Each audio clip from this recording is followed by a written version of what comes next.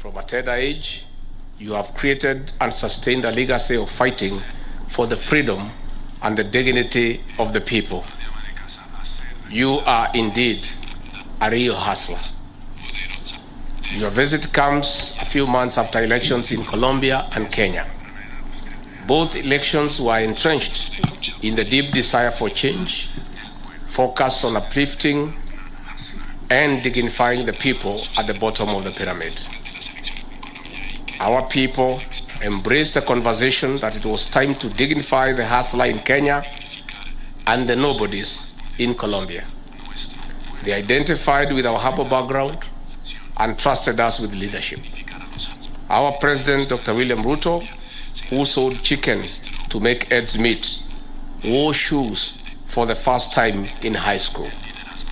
I grew up in abject poverty. My body was heavily invested with jiggers and lice. But here we are today. We have a huge mandate to transform the lives of our people until dignity becomes the norm for the hustlers and the nobodies of our countries. Your visit has accorded us an excellent opportunity to exchange views on several bilateral and multilateral issues and areas of mutual interest. Kenya and Colombia have continued to enjoy warm and cordial relations, holding long-standing historical bonds of friendship, which exist through various bilateral, regional, and multilateral forums. I wish to take note of the endeavors of the Republic of Kenya and the Republic of Colombia towards transforming the lives of their citizens at the bottom of society and the achievement of sustainable development goals. This development model will accelerate the intention of our countries to incorporate the poor into the mainstream economy and will enhance our ability to tackle complex domestic and global challenges. Your Excellency, Madam Vice President, during your campaign, your slogan was, "It is time for the nobodies," which resonates with our hustler conversation. Our government is committed and will remain a true representative of the hustlers. We shall also endeavor to enhance our impact in development and implementing effective strategies aimed at enhancing inclusive economic progress that target the hustlers and the nobodies. I wish to recall that from our first participation in Colombia briefing at the UN Security Council during the 2021-2022 period, Kenya lobbied for inclusivity as a fundamental pillar on which to build the peace in Colombia. We particularly called for the implementation of the ethnic chapter in the peace agreement to ensure that the rights of Afro-Colombians and indigenous communities are safeguarded. As the UN's Committee on the Elimination of Racial Discrimination puts it, Afro-Colombians face persistent structural and historical discrimination. This has resulted in entrenched poverty and political and economic exclusion. In this manner, we observed that Afro-Colombian circumstances largely reflected the experience of our brothers and sisters in America. Your Excellency, on bilateral relations, Kenya wishes to enhance cooperation with Colombia in a number of fields, such as training in Spanish, education scholarships, healthcare, culture, knowledge sharing, South-South cooperation, and engagements in the multilateral arena. Our government is committed to further increase a two-way trade and investment cooperation between Kenya and Colombia by focusing on economic and commercial programs and promotion of business interactions between our two countries, ranging from MSME sector and private sector and business management organizations.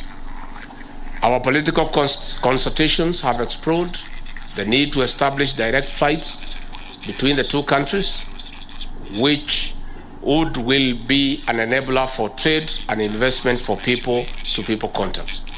I wish to take note of the ongoing technical meetings, which have concluded review for two memorandum of understanding, which we have signed today, These are the MOU on the Joint Commission of Cooperation and the MOU on Gender Equality and Women Empowerment. Discussions are ongoing to conclude the MOU on sports cooperation and 6 declarations, namely the Declaration of Intent in Promotion of Spanish Language, Declaration of Intent on Sustainable Trade and Investment, Declaration of Intent on Higher Education, Declaration of Intent on Energy and Mining, Declaration of Intent on Promotion of Tourism, and Declaration on Intent on Promotion of Culture. Your government's assistance through provision of technical support in health, the use of bamboo as an affordable housing material, cooperation in technical, vocational and education training, culture, and most importantly, technical cooperation in the coffee sector will go a long way in enabling Kenya attain her development institutions.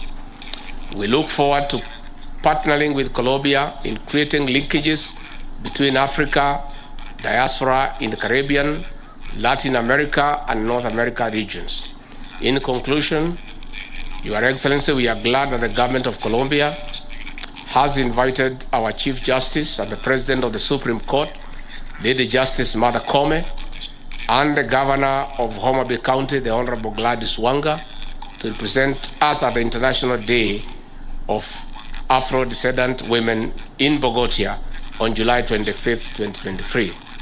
Your Excellency, I also accept your invitation to visit the Republic of Colombia with a huge delegation from the coffee subsector to learn from the people of Colombia on the success of the coffee subsector. Your Excellency, I have explained to you, the coffee subsector was very thriving in the 70s and 80s, but has gone down due to intervention by middlemen who have come in between the coffee producer and the consumer. His Excellency the President, in his Executive Order number 1 of 2023, bestowed upon me the responsibility to champion coffee reforms. I will therefore be more than happy to visit your beautiful country to discuss matters coffee and to learn the beautiful experiences of the Colombian coffee farmer and be able to come and practice it here in Kenya. Finally, I affirm Kenya's commitment to working closely with the government of the Republic of Colombia in deepening our relations for mutual benefit of our people. Asanteni sana. Please, Your Excellency and your delegation enjoy the Kenyan hospitality. God bless Kenya. God bless Colombia. Your Excellency. Thank you. Muchas gracias, Su Excelencia, señor Vicepresidente Rigathi Gachagua. Gracias a la nación keniana por recibirnos en esta delegación de visita oficial del gobierno de Colombia. Para mí y para mi país es un honor estar aquí, visitando, reencontrándonos como diásporas afrodescendientes, reconectándonos con la tierra de nuestros ancestros y ancestras. Este momento, un momento histórico para Colombia, del primer gobierno progresista